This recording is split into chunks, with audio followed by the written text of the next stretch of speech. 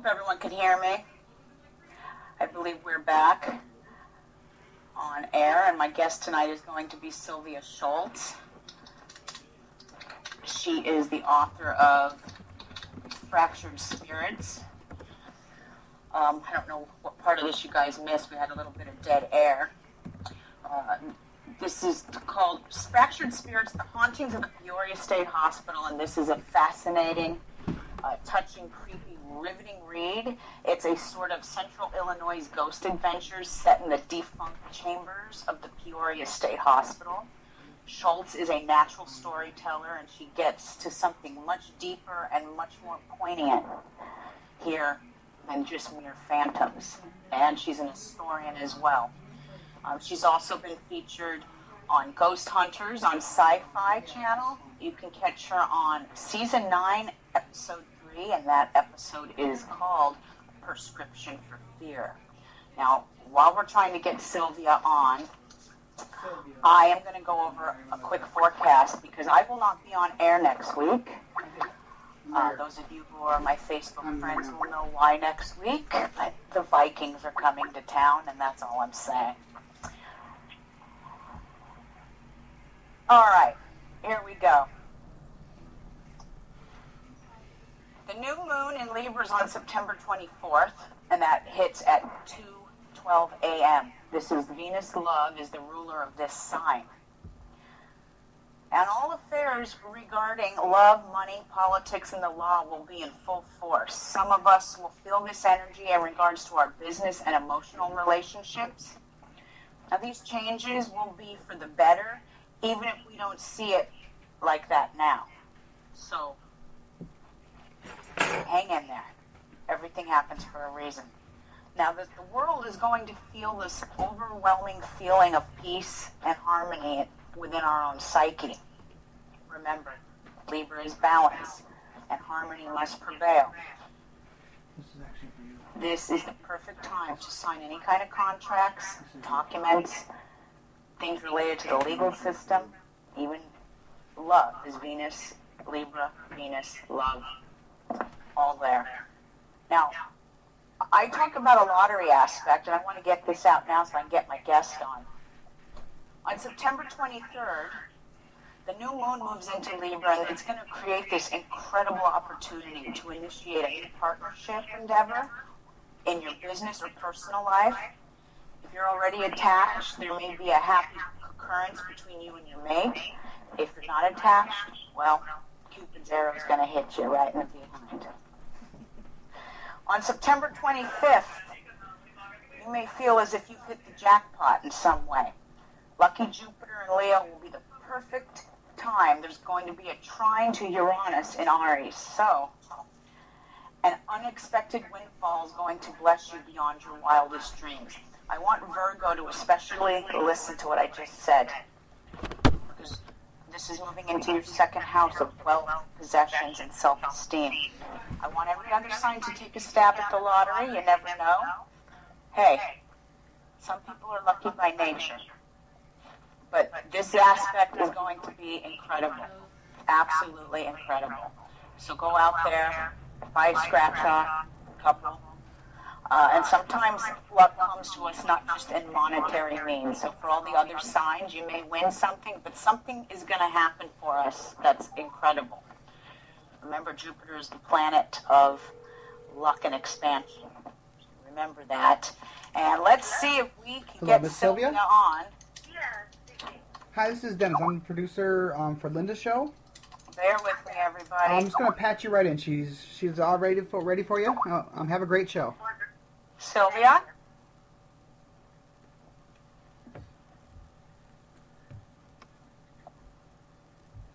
Yes, she's there, Linda. Hi, Sylvia. Good evening. Hi there, Linda. How are you? I'm wonderful, and how are you?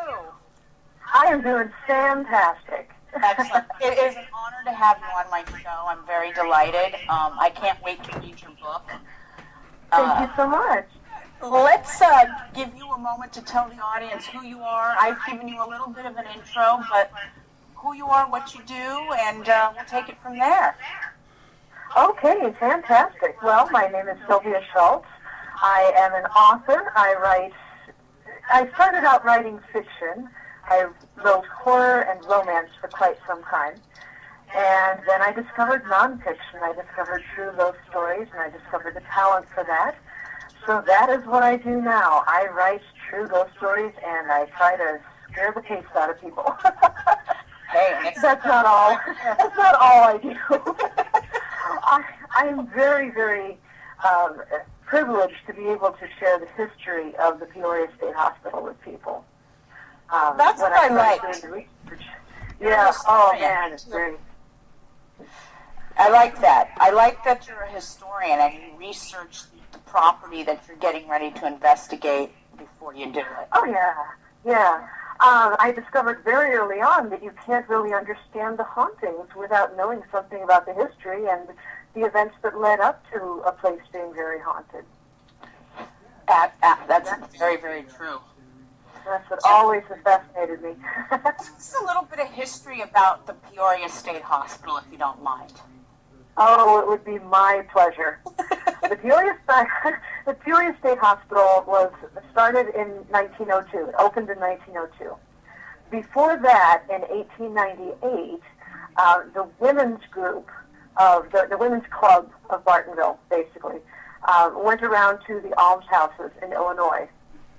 And they were a group of forward-thinking ladies, and they went around to these almshouses and saw the deplorable conditions that existed in these horrible places. If you had $25 for the license and a barn in your backyard that you weren't using, you could open an almshouse. Because they didn't think at that point in time that the mentally ill could feel cold or heat or pain. So the mentally ill were just treated atrociously.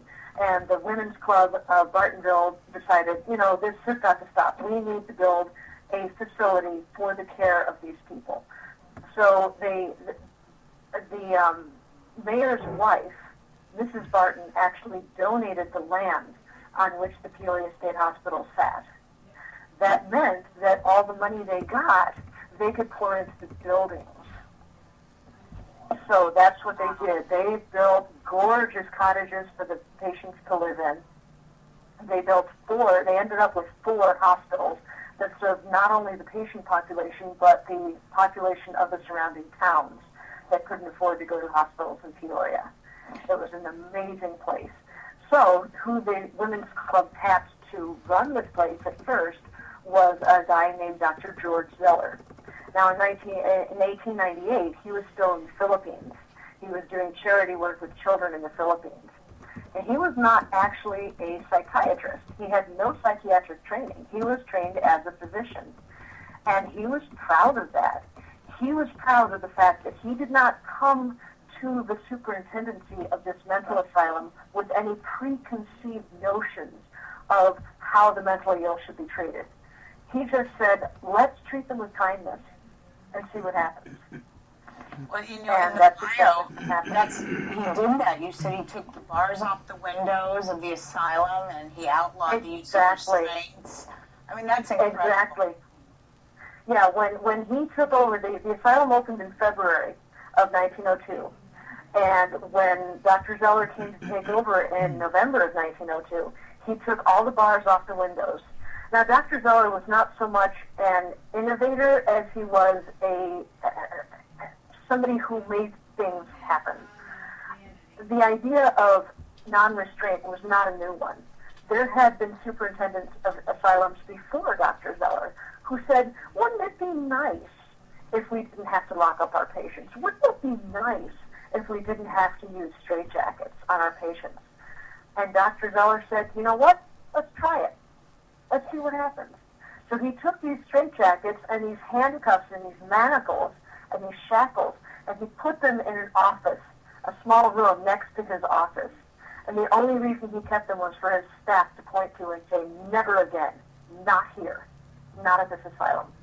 Wow. And he took the bars off the windows, and he actually repurposed those bars into a zoo on the asylum property. And he let the inmates care for the animals. Yeah. And now that's fantastic. I mean, that's fantastic because animals are so therapeutic therapeutic, not just for the, mentally insane, but the sane as well. They really are. And yeah, they had a black bear that was so tame that the inmates would take it around to the cottages and let the other inmates pet it. The inmates cared for this bear. And it was so tame that it would take a bath on command in the pool. A bear. A bear, a black gosh. bear. Wow. Can you even imagine that? Every one of these cottages had a chicken coop in order to keep the inmates about life and death. And they also provided fresh eggs for every single cottage. This was a self-sustaining community. The only thing they didn't make was shoes. They made all their own clothes. They had 3 working farms on the hilltop. They had their own electrical plant. And it was their own little village. Wow. And now it's my understanding that Dr. Zeller felt, and he insisted that many of his staff be women because they had a kinder, gentler touch for the mentally insane. Absolutely. Oh, yes, yes. There are many stories of patients running away from the hospital and being found in Peoria. The Peoria police station would call the Peoria State Hospital, which is actually in Bartonville. It was just named Peoria for the closest largest city. And the police station would say, hey, we've got one of your patients here, come and get him. And they would send a nurse out, and the nurse would put their hand on the fellow's shoulder and lead them back. That actually leads into one of the most common hauntings that is at the Peoria State Hospital. If you're wandering around one of the buildings and you're in a place that's not very trafficked, you might feel a hand on your shoulder. And that's a nurse telling you, well, you better go back to where you're supposed to actually be. And if you continue to investigate in that place, you might feel an additional touch on your elbow as the nurse gets a little more insistent. It's like, really, you need to be away from here, you need to be somewhere else. And that is the restraint, the only restraint they were taught as nurses, is just a technique of gentle persuasion. Dr. Zeller was he was a very forward-thinking man, and he encouraged his nurses to go on to become doctors. The Peoria State Hospital was actually home to the finest nurses' college in the United States for many decades. What year was this about? You said he was born in 1818. I just remember exactly what year he was born, but he took over the superintendency of the state hospital in 1902. And, he actually lived on the ground. He lived in the Bowen building, which still stands. He lived in an apartment on the 3rd floor until his death in 1938. He passed in 1930. So he was quite he was very new age and very advanced for his time, to really like was. that. I mean, we couldn't even vote, at one point. Exactly. And he's trying to get them to become doctors. It's amazing. What a feminist he was. Yeah, I like it. He practiced things like light therapy and color therapy. He believed in fresh air for the tuberculosis patients. On the site where the Pollock Hospital was eventually built, that site has always been a tent colony for the care of tuberculosis patients. They insisted on fresh air. The sides of the tents could be rolled up so the patients could get a fresh air breeze coming through. He also believed in color therapy. He had rose-colored windows installed in some of the buildings for light therapy. And there is still, in the Pollock Hospital, there is still a door that is painted a pleasing shade of orchid lavender because Dr. Zeller felt that color would calm people down. That is a great color. I love that color. It's very nice. It's it reminds me of the inside of a periwinkle shell or something. It's very, very pleasing. Is it like a lighter purple? Is it lighter purple? Yeah, just a shade, just a really pleasant shade of lavender. Yeah. Very nice. And they have left that door ever since. Wow. Dr. Zeller was also a very practical man. There was actually the train. There was a train depot at the base of the hill, and there was a train carrying army green paint that broke down, and they were wondering what to do with this paint. And Dr. Zeller said, well, hey, we'll take it. So that's why quite a few of the buildings were painted this olive drab green, is because he kind of commandeered this paint and repurposed it. Well, it's true that colors do have that calming effect. You know, they say if you paint a room red, that makes you want to eat more. Is that why all Italian restaurants have red in them? They want everyone to eat. Mm-hmm. So those calming colors, they kind of calm the psyche down a little bit. Yeah. Very good. Well, now tell me, when did this hospital close? It closed in 1973. Okay, and as of today, it is still abandoned? Well, it depends on what you mean by that. Okay, let me rephrase that. Is it running around with paranormal investigators now? Yes, there were 63 buildings on the hilltop at the asylum's height. A lot of those buildings have just been demolished over the years. There are 13 original buildings still left. 11 of those have been repurposed into other buildings. There's the former gymnasium is now a country western dance bar. Just in the building right next to it is a restaurant, a very fine restaurant called the Club Phoenix. A lot of the buildings have been repurposed into bars and office buildings. There's one of the cottages is actually saved and turned into a dentist's office. But the two buildings that are pretty much in their original state and are still open to investigators are the Bowen Building, which was the nurses' classrooms and dormitory for a very long time. And then in the 60s, it was repurposed itself into the administration building and the Pollock Hospital, which is the tuberculosis ward. Wow. Now, the people that have taken over, you know, and have businesses there, have they reported of any kind of things happening? Oh, you better believe it. Did the mechanical go off on its own? Well, no, but I did talk to somebody who works at the bar, at the Country Western bar. I don't think they actually have a mechanical bull, but she reported that she has had bits of the pool table chalk thrown at her. Oh my God! Ouch! Yeah.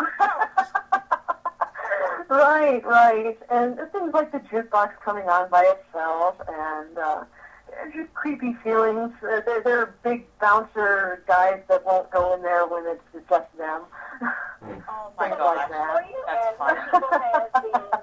funny. And a friend of mine whose husband worked in one of the office buildings came in to visit her husband at work, and her husband drinks a lot of soda.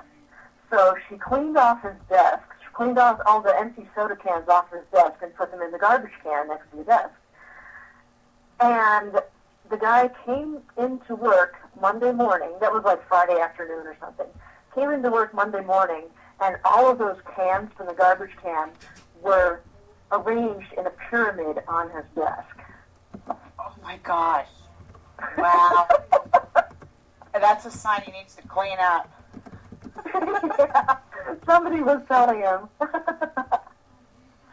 Wow, that's incredible. Now, this particular asylum has been featured on, my understanding, Ghost Hunters on Sci-Fi Channel. It has, yeah. And you've been featured on this very show. I was, yeah. They asked me to come on the show because of writing the book. I did a 20-minute interview, stood there and talked with them for 20 minutes or half an hour or so, and they ended up using 45 seconds of video of me, so I think you'll miss me, but that's okay. Well, tell me, I'm sure my audience wants to hear some of your own experiences of investigating this particular site. Can you share? I would love to. But please, share with us. I would love to. Well, let's see. The energy in the women's ward in the Pollock, I usually hang out at the Pollock Hospital. The energy in the women's ward has traditionally been rather laid back and rather gentle. Not much really exciting happens in the women's ward until this year. For some reason, this spring and summer and fall, the energy in the women's ward has just been through the roof. I don't know what happened, but somebody in there has woken up and has decided to play. The neat thing about a Pollock tour is that they start off with a tour of the cemeteries, which are right outside the building. They do a hayrack ride around the 3 cemeteries. Then they take you into the men's ward of the hospital, and they show you a film strip about a presentation about the history of the place. And then you walk through the halls, and you get to see scenes from the history of the asylum. They have actors that recreate these scenes from the history of the asylum. So it's just a bunch of fun and very entertaining and educational, even before you get to the ghost hunting. So I've been helping out with that this summer. And we have a kitchen scene set up in the women's ward that represents the scene of the only murder to take place at the, one of the very few murders that took place at the asylum. I think it is the only patient on staff murder. So we had this scene set up, the kitchen scene, and I played a dietitian. I'll tell you about that in a second too. So I played the dietitian that got murdered. So it was the end of March, and I came there to do my part of the tour, and it had been a long day, and it wasn't over yet, and I wasn't feeling very sociable. So I took a book with me, and instead of hanging around with the other actors at the front of the building, I just went back to the women's ward. And I sat there and read a book. And I was sitting there just reading, just being quiet, and all of a sudden the lights go out. Oh, no. And I, honest to God, didn't think anything of it. My first thought was, well, wait a second, we haven't done the tour yet. Why are they going lights out for ghost hunting when we haven't done the tour yet? So I just raised my voice. I stayed sitting down, didn't get excited or flustered. I just raised my voice and I said, hey, by the way, there's actually somebody back here. I'm sitting back here, so could you turn the lights back on, please? And the lights came back on. Oh, well, you asked nicely, I guess. I did.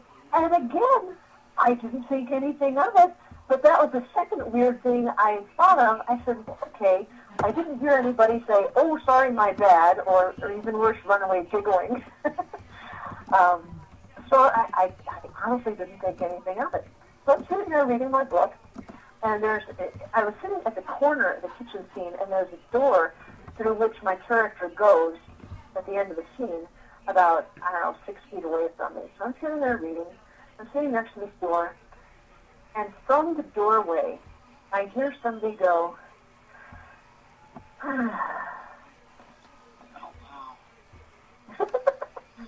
That's all. Like, they were just bored to tears because I was sitting there not doing anything, not asking questions, nothing. They were just completely disgusted with me because I was boring them. Well, eternity is boring, I guess. I guess so. Oh, man. Wow. Now, has there been more than one murder there, or just that one? Well, that was the only, if I'm remembering correctly, that was the only patient on staff murder that was there. I'm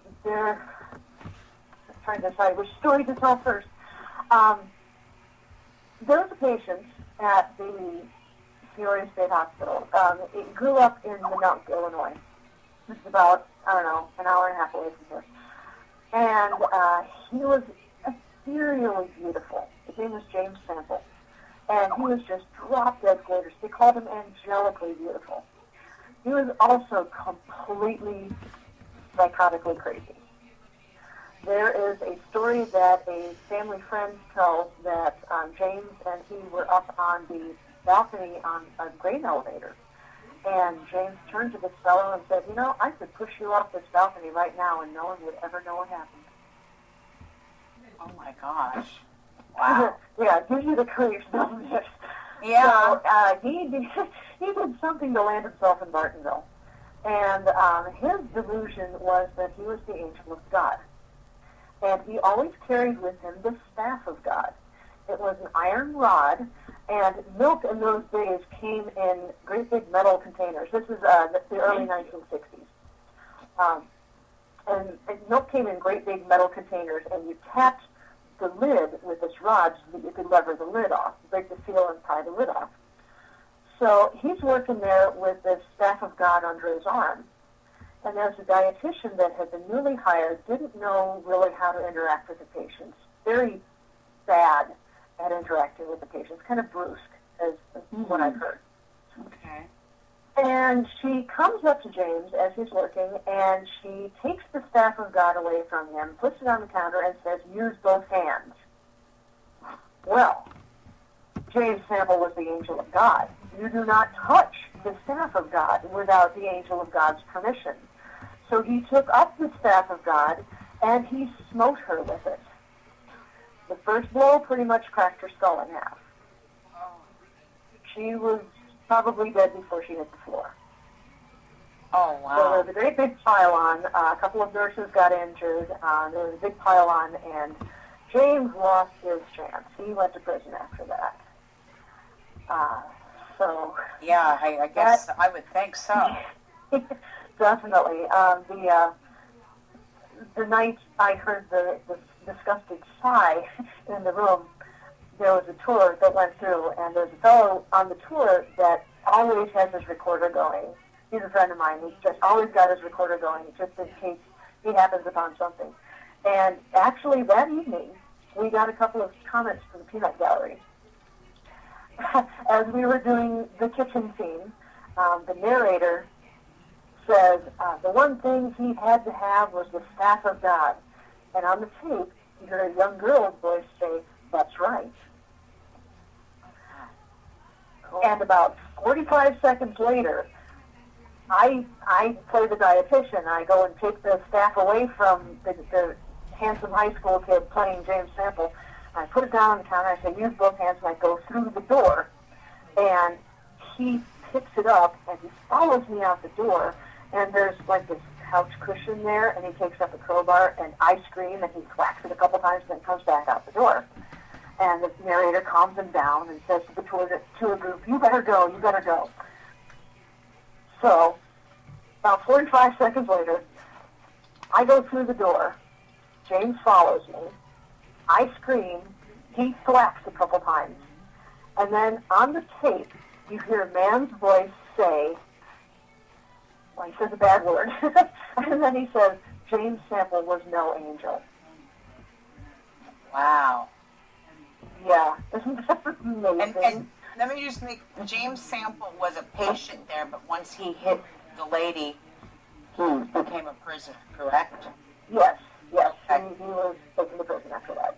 Do you think he was criminal, just basically criminally insane, or was he playing? I think he was suffering under a very strong delusion, and that delusion just colored his entire way of thinking, and he could not see past that to realize what he was doing was deeply, deeply inappropriate.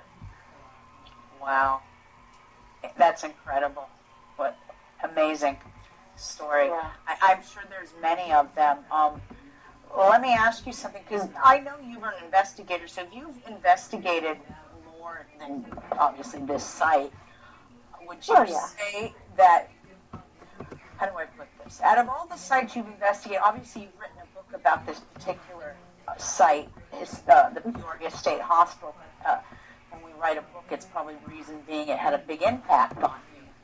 Are there other places that you've investigated that, I know you've written several different books, so that's what I'm trying to get at. Are there other places you've investigated that are, pretty incredible? You've seen incredible things? Well, yeah. The team I used to work with and I have been to the Old Bailey House in Macomb a couple of times. And we have gotten some absolutely amazing evidence there. The first time we were there, the energy there fluctuates. It's kind of strange. The very first time I was at the Old Bailey House, it was the last stop on the tour we were taking. And I was more comfortable there than I was at any other place on the tour. I wasn't scared at all. I was perfectly comfortable. We were lights out, of course. But it was like walking around in my own house, going to get a glass of milk at 10:30 at night. I was that comfortable. And when we were there that night, it was really, really super, super great. And when we were there that night, a friend of mine who is very, very good at taking pictures just at the right time, took a picture in the parlor facing the piano that stands in the parlor, and the piano is next to a door that leads out into a hallway. And she took a picture there, and we were looking on the computer at the pictures on the way home, and it was a good thing she wasn't driving, because we captured an absolutely amazing picture of a woman's back. Oh, wow. You can see the pattern on her dress. You can see, it's a back view, and you can see her left shoulder and down to her left arm and her elbow, and it dips in just a little bit of her waist, and then it comes back out again, and it's a full Victorian-era skirt. And it's just one of the finest ghost photographs I've ever seen. Now, do you have that photograph in a book, or have you put it on your website? It is, if I am not very much mistaken, I need to put it on my own website. There's the group I used to belong to. We've kind of since broken up since then. We called it RIP, R-I-P, Research in Paranormal, but R-I-P to be funny. And the website for that, the address is ripillinois.org, I think, and that photograph is on that website. Okay. That's ripillinois.org. Ripillinois.org, yeah. All right, remember that. Yeah. And then the next time I went there was with a different team.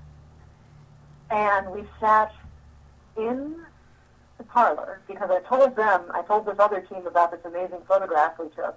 And I said, well, you've got to sit in the parlor for a while and do an EVP session and just talk to whoever's there. So I was sitting on a love seat. Joanne was sitting next to me. And we had a medium with us who was just standing still, standing in one place. And we were asking questions, and there was a dried flower arrangement on top of the piano. And I said, could you give us some sort of sign of your presence here tonight? Would you maybe, I don't know, move some of the flowers for us, just ruffle the flowers? And on the tape, you hear 3 footsteps. None of us were moving. You hear 3 footsteps, and then you hear a man's voice say, no, why do it? Oh, wow. That is also on the Rip, Illinois website. Wow. So he wasn't going to do anything. Yeah, he was having none of that. But in reality, he did do something. Whether you know it or not, yes.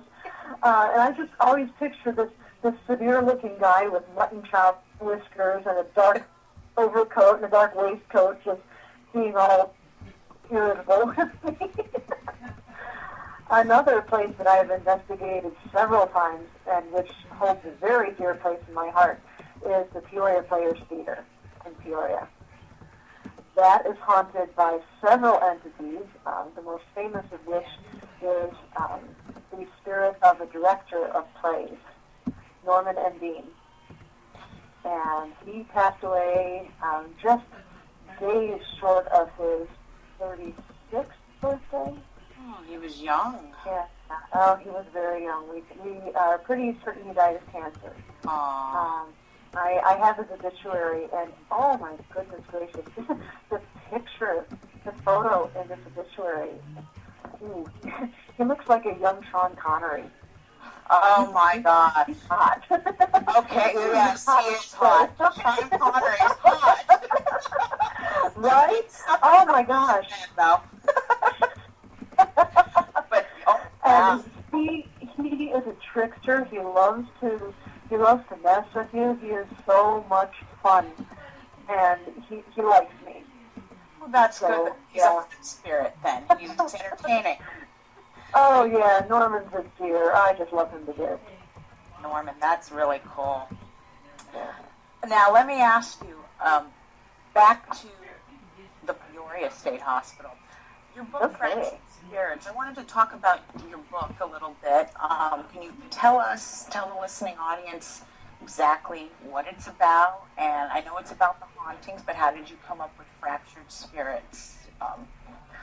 Well, I have to give credit for the title to my husband, who comes up with really badass titles.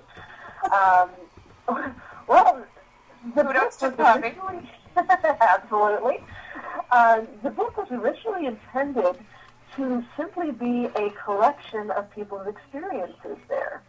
I was talking with the manager of a bookstore in Peoria before the book was written, and she said, I mentioned going to do a talk on another book in Bartonville at the library there, and she said, oh, Bartonville, have you ever written about the state hospital there? And I said, well, no, I haven't. I know about it. I mean, every ghost story book worth its salt about Illinois will mention Bartonville as being a very haunted place.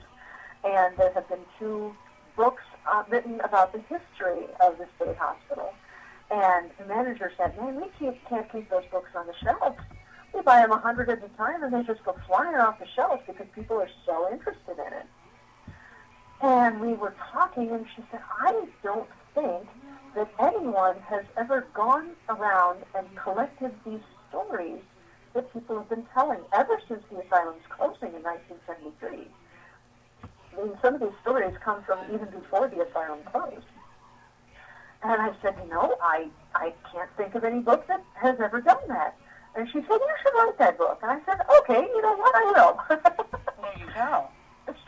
So that was my first goal, was to collect all these people's experiences and put them all in one place. But then I started learning about the history of the place, and I started learning about this legacy of compassion. I started learning about Dr. Zeller and his nurses.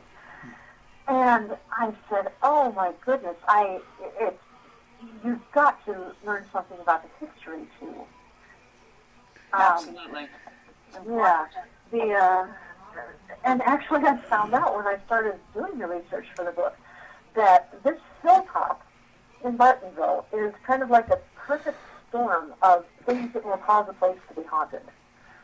So I had to put that in the book too. And it's just amazing. There's all these confluences of physical traits and social traits and everything that goes into making Bartonville it's just filled to the rafters of ghosts. Wow. Yeah. Now, is there a particular reason why? I mean, was there a battle, or is it burial grounds? Is it? Well, like I said, there's too much away. So I want people to buy the book without giving.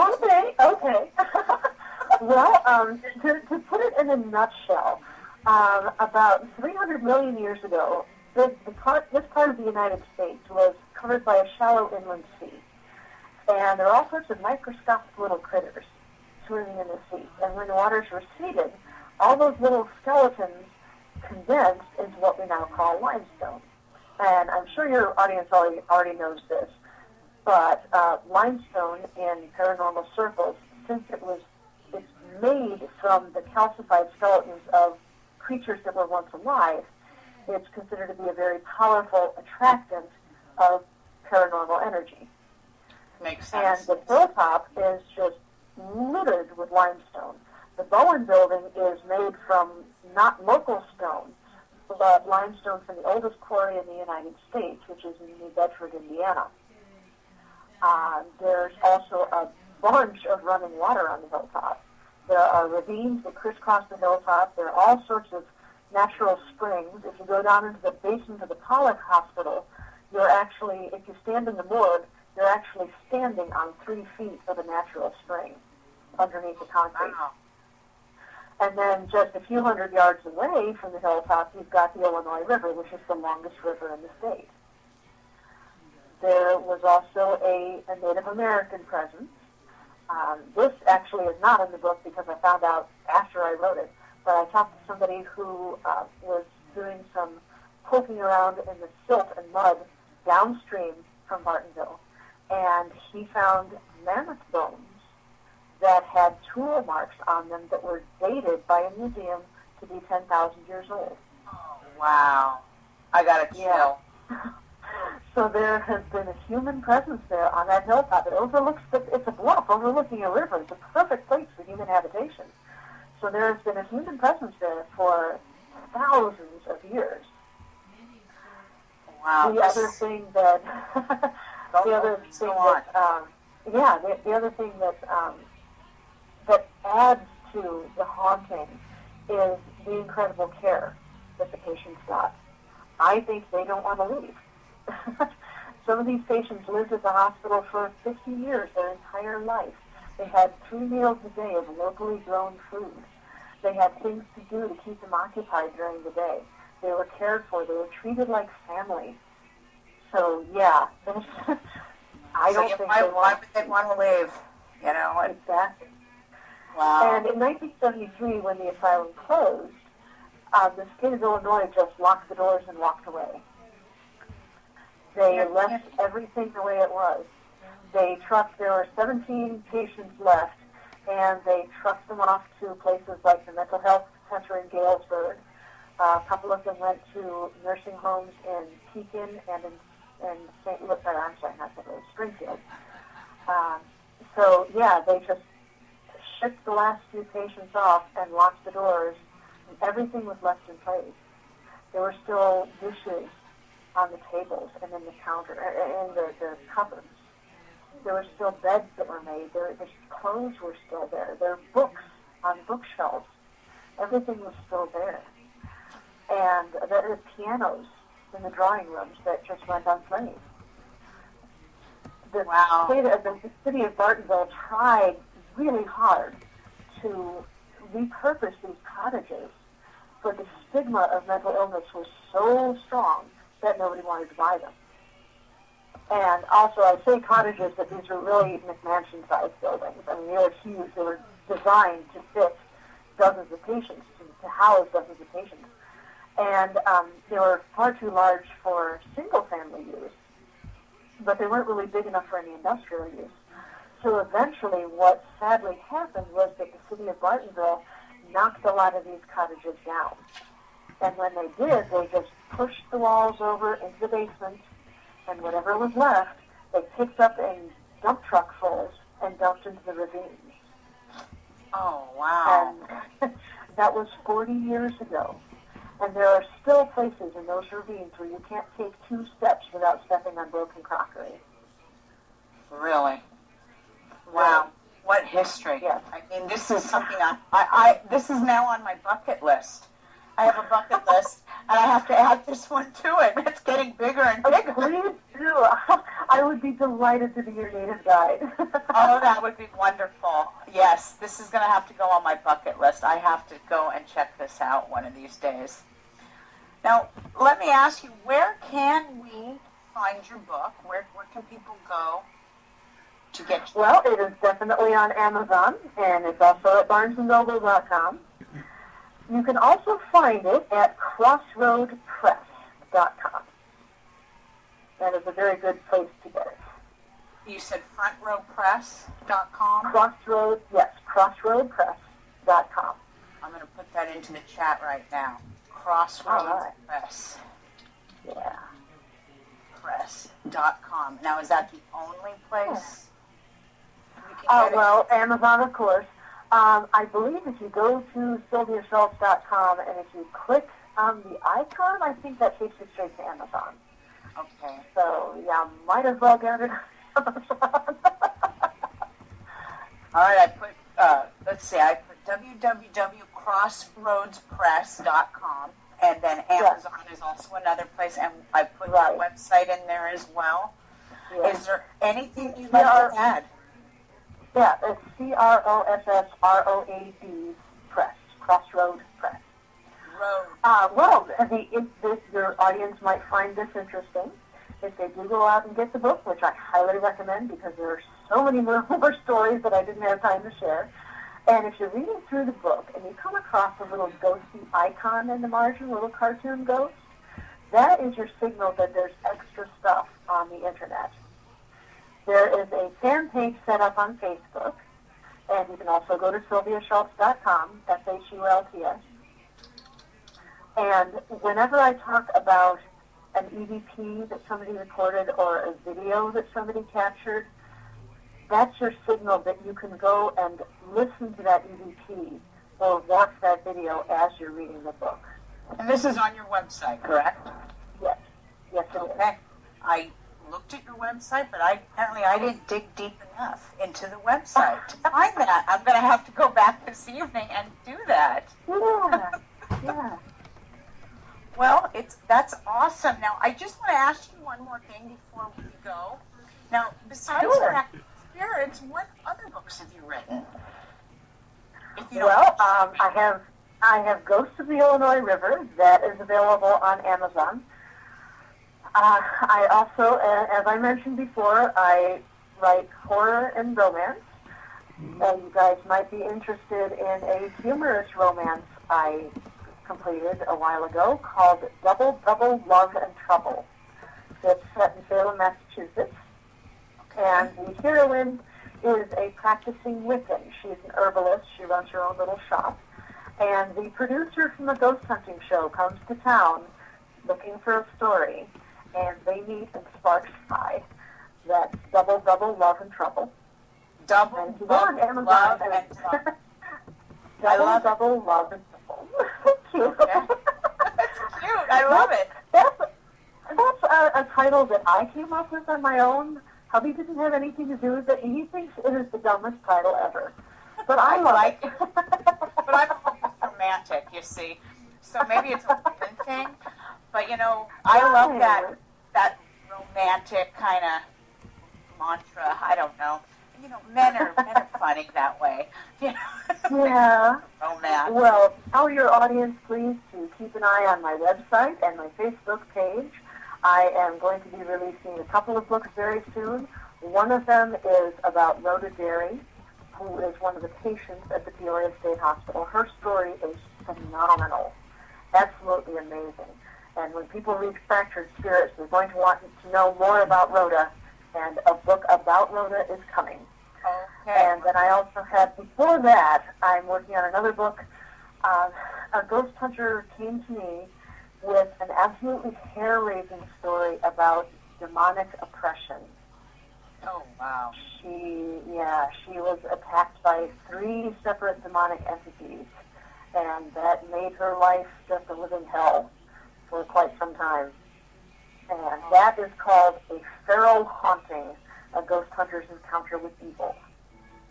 And that will be coming out sometime in early 2015. That's right. That would be a perfect opportunity to have you on again with me.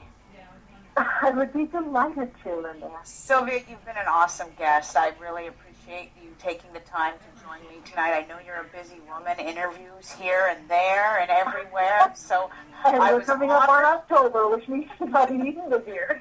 Yes, you're going to be busy next month. Oh, yes. Thank you so much for joining me this evening. It's been a pleasure, and we will definitely, Alpha Star will definitely have you on again. My listening audience, Fractured Spirits by Sylvia Schultz. Sylvia, thank you so much for joining me tonight. Thank you very much for inviting me on, Linda. The pleasure was all mine. Thank you. Have a good evening. Good night. You too. Bye-bye. Bye-bye. All right, folks. That's the story. Fractured Spirits, the hauntings at the Peoria State Hospital. Get out there and buy it. Enjoy it. I'm going to buy it. Payday's just around the corner. I have a few books to buy, actually. That is one of them. And before I close out this evening, I do want to remind you what I said in the beginning of the broadcast. I'm hoping that the audio was there and you could hear what I said. We have a lottery aspect coming up, the 23rd, the new moon, but the 25th especially. It's going to be an incredible time for many people in many different ways. The stars know exactly what you need to make your life better. You have to let me be your guide to make that better. September 25th, especially for Virgo. Virgo, remember, please play the lottery. I'm not trying to urge people to gamble, but I want you to take a chance. I want to test my theory out here, okay? It's an experiment. Even if you win $20, $100, you've won something. And when you win money, it's also a good omen of better things to come. I'll tell you one quick little story. A long time ago, I was having some major financial troubles. I was with my daughter at the grocery store. I'm getting into my car. I looked down on the ground, and it was raining out. And at the car stall next to me, there was like an oil, in the middle of the car where the oil leaks. There was something sitting in the middle of the oil. I went to go pick it up.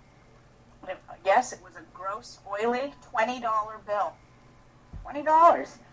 I took it. I washed my money. I washed it up. And a couple of months later, things fell into place for me in ways that I could not imagine. So when you win a little money, it's also an omen of things to come. Don't be greedy with your money, because if you're greedy with your money, the stars are going to pay you back. That doesn't mean give all your money away, but give to others who don't have anything. Buy a homeless person a meal if you win. Little things like that. Before I head out, one more thing I want to get to, because I will not be here next week. I am taking the evening off, and I will return on October 3rd. October 3rd show, I'm going to actually have a 10-minute slot for a friend of mine who is very affiliated with a non-profit organization called Dance for the Rescues. Those who know me know I am a Zumba girl, and I swim. Those are my two workouts. And I dance every year in a marathon through Zumba for animals, and it's through a non-profit organization. So, she's going to be joining me, Polaris, next week for a 10-minute spot. Then I'm going to give Libra their full forecast. My girlfriend BJ is going to join me, and she's going to tell you something interesting. We're going to tell you a ghost story about something that's taking place in her house and how it came to me through the tarot cards I did on her about a week ago. Very incredible. Anyway, 26th, 27th, and 28th of this month, we've got Pluto, Venus, and Jupiter. Pluto is sex. Venus is love. Jupiter is foreigners, foreign endeavors, expansion. This is also a Platonic phase, so those of you who know me well know this is a dangerous time for many. If you're going to go out and have a good time, do not drink, or you will get paid back in a serious way. Watch your back. The police, the killers, the rapists, the murderers, they're all going to be very busy during this phase. Watch the news and you'll see what I mean. Be safe, everybody. It's been a great show. Thank you to my guest, Sylvia. And have an excellent weekend. I'm out of here. See you in 2 weeks. Good night, everybody.